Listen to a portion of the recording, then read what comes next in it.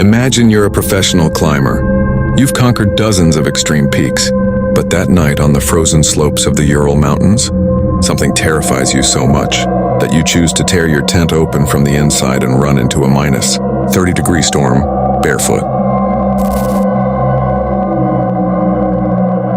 In 1959, 9 climbers set out for Death Mountain. They never returned. When found, their bodies defied medical logic. Some had missing tongues. Others had shattered ribs as if hit by a truck, but no external injuries whatsoever. What really happened at Dyatlov Pass? Was it a local tribal attack, a secret Soviet experiment, or something out of this world?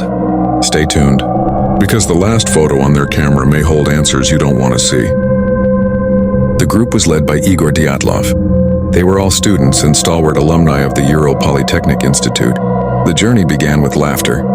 From their diaries, we know the journey initially went smoothly, but on February 1st, the weather worsened. They set up camp on the slopes of Kolatshakal, which in the local Mansi language means Mountain of Death, a name that would become a bitter reality for them. Rescuers arrived weeks later.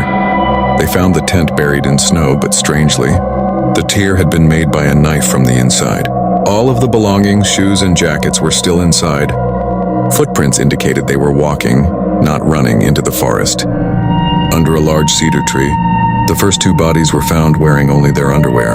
Their hands were abraded, as if they had desperately tried to climb the tree to hide from something. Then 3 more bodies were found, trying to crawl back into the tent. It was as if, after the fear had passed, they realized that the cold of the night was more deadly than the something chasing them. The final 4 bodies were found 2 months later in a ravine. This is where the mystery turned to pure horror. Dubinina was missing her tongue and eyes. Thibaut Brignoles had a severely fractured skull. Doctors said the crushing force on their bones was equivalent to a high-speed car crash.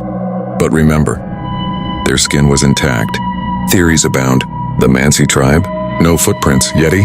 There's a mysterious photo on their camera that captures a dark shadow. Infrasound? The sound of wind whose frequency can induce panic attacks, or secret missiles? Considering their clothing contains high levels of radiation. In 2020, the Russian government declared the cause a small avalanche. But for many, that was too simple an explanation for the strange injuries they suffered. Why weren't they wearing shoes if it was just an avalanche? Why was there radiation? The mystery of Dyatlov Pass remains an open wound in Russian history. 9 lives were lost, leaving a warning to anyone daring to challenge Death Mountain, that there are things in this world better left unexplained.